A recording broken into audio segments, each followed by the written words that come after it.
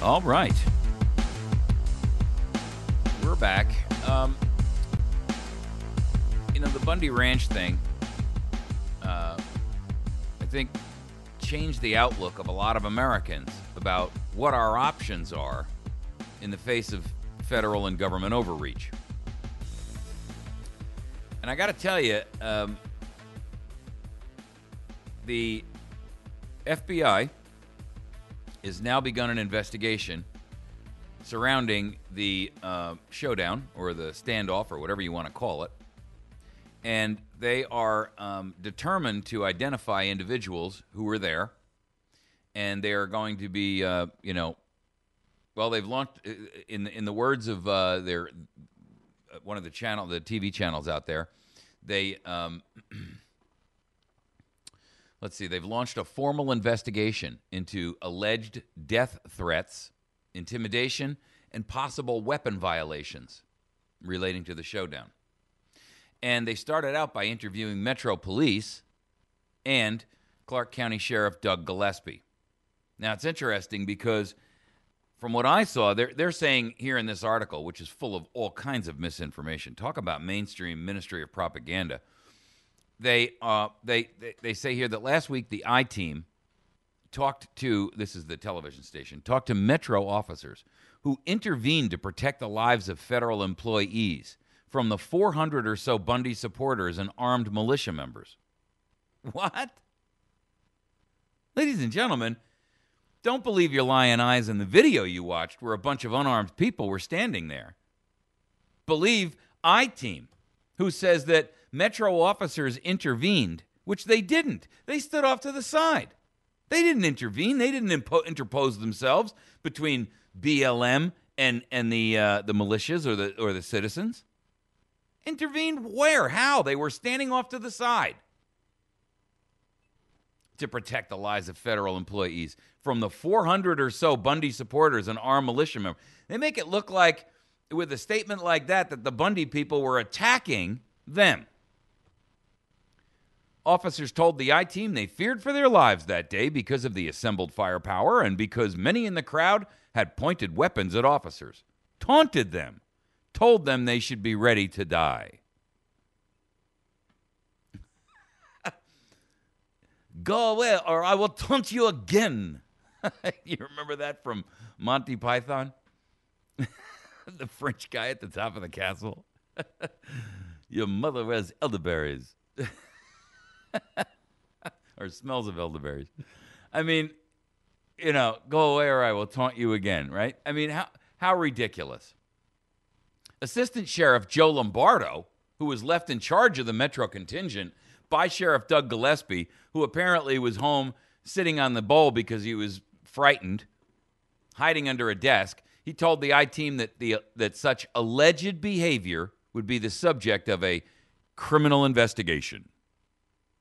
The federal authorities are conducting an investigation, and I am pretty confident it is going to go into the future, said Lombardo. There would be consequences for somebody there on videotape. Yes, there is definitely going to be consequences. Definitely, said Lombardo. That is unacceptable behavior. If we let it go, it would continue into the future. Really? So what you're saying to us, Mr. Lombardo, is that citizens don't have a right to protect themselves against armed federal agents who aren't supposed to be armed in the first place, have no constitutional authority to have, 1, those weapons, or 2, even a SWAT-formed unit, 3, even justification for their existence. Are you out of your mind? FBI spoke to the entire squad, and they are then talked to the entire Metro organization.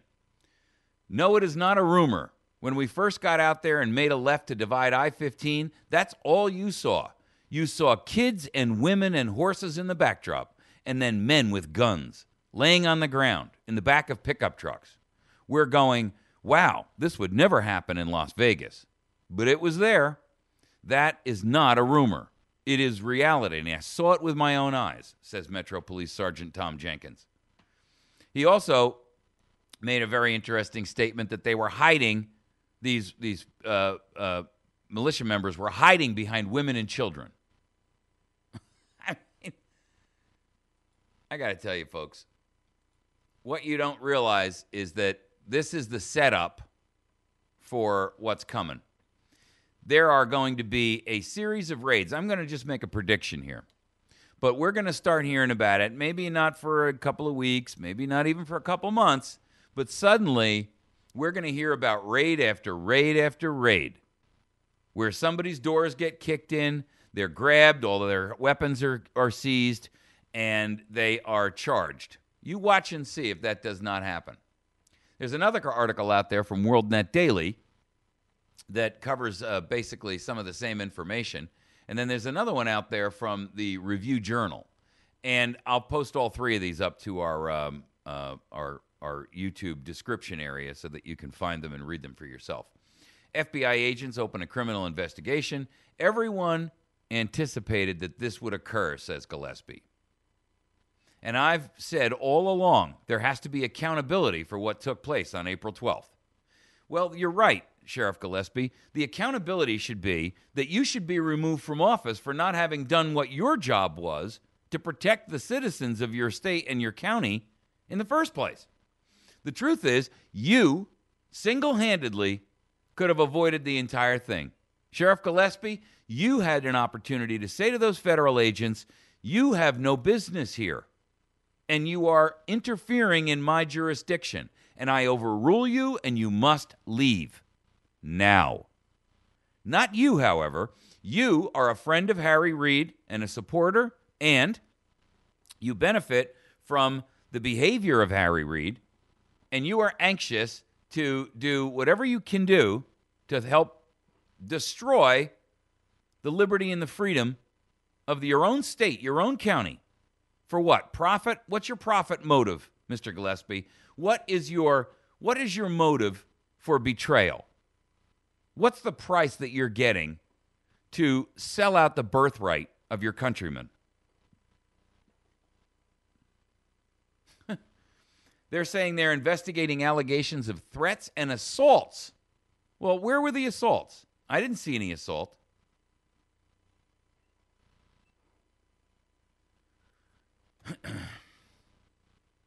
Lombardo, who's running to succeed Gillespie this year, which tells you something right there. See, this is why, ladies and gentlemen, you always have to read every one of these articles very carefully. Because what happens is you'll see little tidbits in there, and you have to read between the lines. So Lombardo is getting his free election campaign ads being built right now. And remember that he's going to take all of these snippets and he's going to save them, and then his campaign people are going to turn these into election documents or election news ads, these news interviews to ads. And then they're going to use them when it comes time for him to be elected. Look at what a strong law enforcement man this fellow is. You watch and see. If you're in Nevada, I'm telling you exactly what this... I know how this works because I've talked to people who do this. I get interviewed by a news channel, and I save it. And it's a free 5-minute commercial I'd have to produce myself. I can't get a better commercial than that. Amazing. Lombardo is going to run to succeed Gillespie this year. So here's the question. Nobody's telling you where Gillespie's headed, and with good reason. They probably don't know. But I would love to watch and see a year after Gillespie has left the sheriff's department where he is and what's happening with Mr. Gillespie. You know, there was an article that came out the other day that talked about how all of this land surrounding where Bundy is has been bought up by a bunch of real estate developers. And because Bundy's water rights supersede theirs, that may have been another one of the reasons why they were trying to get him out of there. And so, here's the deal. What you can assume is that every one of these people on a governmental side of this who refuse to bring this thing to a close at an earlier date peacefully is deeply involved in the corruption of it. And the way that these articles are couched, they are written in such a way as to create an atmosphere where you were to fear, and they're rewriting history. They're rewriting history, folks. This is revisionist history.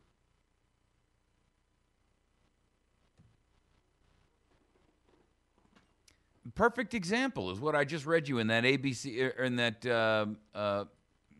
TV8 interview, where they were saying that these law enforcement officers interposed themselves between. They did not, and the video documents it and proves it. Nonsense. The truth is, you're never going to actually get truth from any media organization unless it's an alternative media group. And I'm not trying to toot my own horn here, but I am going to tell you this.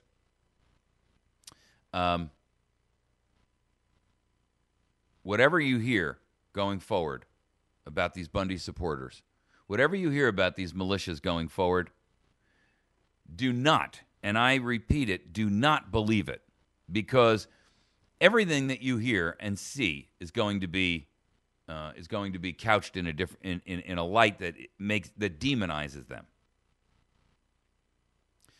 KLAS TV reports that Metro police members claimed that they feared for their lives because of so many armed supporters standing with the Bundys, who had, quote, pointed weapons at officers, taunted them, told them they should be ready to die. The truth is,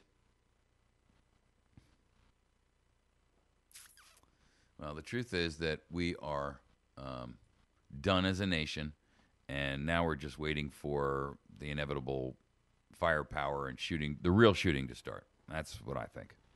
All right, let's tackle our second segment or topic for this segment, which is the EPA official who confirms that one of the bureaucrats within the EPA, this guy had 7,000 pornographic files downloaded into a government computer, and he was viewing them between 2 and 6 hours a day. He got bonuses for his performance, and I say that, well, I'll leave you to come to your own conclusions about that. And the fact of the matter is, this guy was actually watching porn when the investigator walked into his office. I mean, it's unbelievable. They won't name this guy. Why not? If it was you, they would name you. Why are they protecting this piece of trash? Bloomberg even has an article out on there.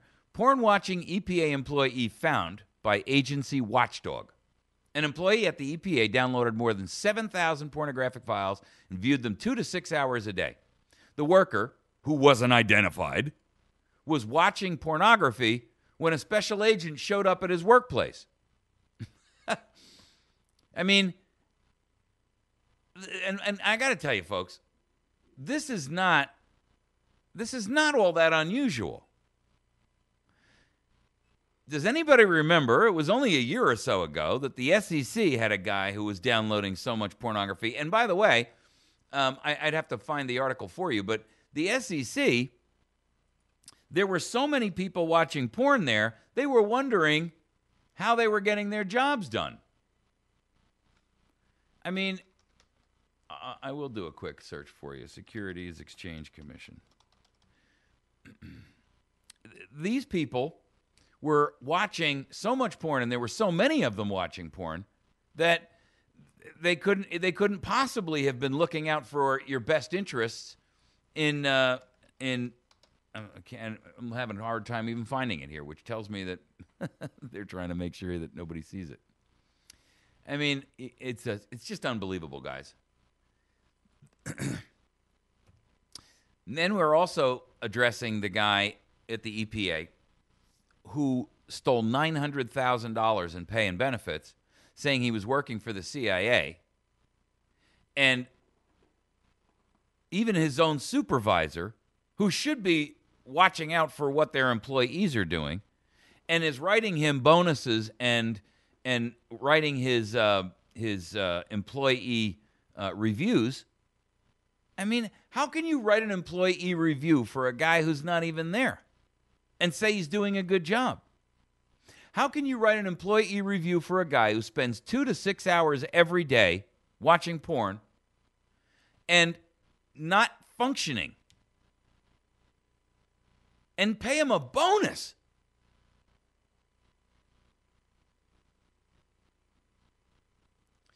There are 16,000 employees at the EPA. And again, the Office of Inspector General, you see, here's the problem, folks. This is why I came up yesterday and I talked about that idea I had about civilian ombudsman. Because these people can't possibly do this and do it well, even if they are legitimate. And I'm talking about the IGs now, the Inspector Generals. Even if the IG is legitimate, and even if the IG is somebody who is doing the right things, they're overwhelmed. How do you watch 16,000 employees and watch the money and watch the policies? And, I mean, there's just too many things for them to watch. And that's why I'm suggesting that, and we're not going to ask, we're going to demand that the civilian ombudsman program be started. And you can start it in your own state. You can start it maybe even in your own county. How about a retired individual in your community who can go and become a watchdog for the county commission, for your local Department of Conservation, your local motor vehicle department, your local EPA. In the state of Missouri, they call it the Department of Natural Resources. I mean, it's the same thing, folks. They're supposed to have an IG. Every agency is. But they're overwhelmed, even if they're legitimate. Now, we're not going to even talk about the guy in the DHS who was actually accepting dinners and drinks and a promise of a better job if he'd modify his reports to protect and cover their butts.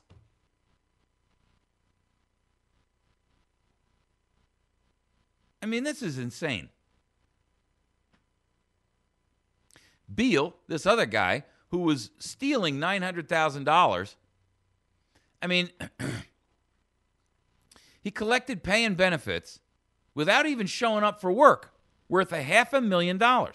The other $400,000 was for expenses he claimed that he was spending going on vacation to Europe, where he was sitting around in hotel rooms, vacationing. First of all, why is the EPA paying the CIA's bills if, in fact, that's for real? What kind of oversight and management is that? Williams, one of the overseers here, even more egregious is that this EPA manager authored and approved exemplary performance appraisals that resulted in cash awards for Beale, an absent employee. The employee caught viewing pornography, folks, he's still on the payroll. He earns $120,000 a year. Now, the case has been referred to the Justice Department. He's still on the payroll. What? Tell me, if you worked for a large corporation or even a small corporation, tell me if you worked for IBM. Tell me if you worked for L3 Communications. Tell me if you worked for AT&T, that you would be on the payroll and you would have not have been fired if you were caught spending 6 hours a day watching pornography on the company's computers and on their dime. What if the guy had been downloading child pornography? We don't know. And now he would have subjected the entire company to all kinds of danger. He's still on the payroll? Doing what?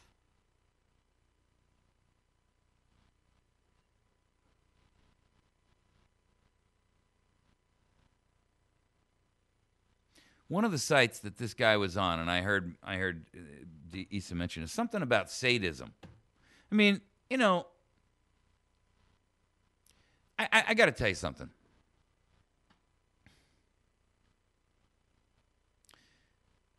If you want to watch pornography, you're an adult. That's fine. Do what you want to do. I mean, it's up to you. It's like smoking pot, right? I don't smoke pot because I don't like it. I don't smoke pot because I don't want to do that to myself. But if you want to smoke pot, you go ahead. If you want to watch pornography, you go ahead. You're an adult. It's not a question of whether it's good or bad for you. It's not my place to tell you what to do. I can make a suggestion and say, hey, doing certain of these things is not necessarily a good idea for you because they're addictive behaviors and they preclude you from being able to do other things. In other words, if you're walking around stoned all the time and your brain isn't functioning at its highest level of performance because it's always dulled out and padded in cotton, then you're prohibited from reaching your highest and best use. But that's entirely up to you to do that to yourself. It's not my place to tell you not to. But if you work for me, I don't expect you to come into work stoned where you can't perform.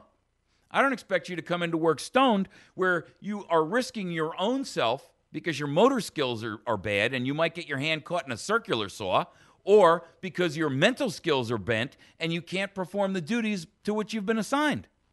The same thing goes for pornography. If you want to watch it at home, if you want to watch it in a movie theater, it's your business. But don't do it at work and expect that you're going to get paid. Clearly, this guy had a problem. I mean, anybody who's spending 2 to 6 hours a day, and I'll use their figure, 2 to 6 hours a day. I don't care, 2 hours a day. That person has a problem.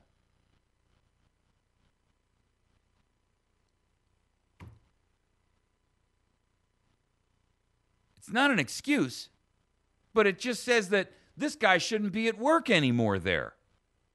And why is his name hidden from us? Why isn't he being exposed for who and what he is? A thief, frankly. He's stealing from all of us. And that's what he's doing, folks. He's stealing.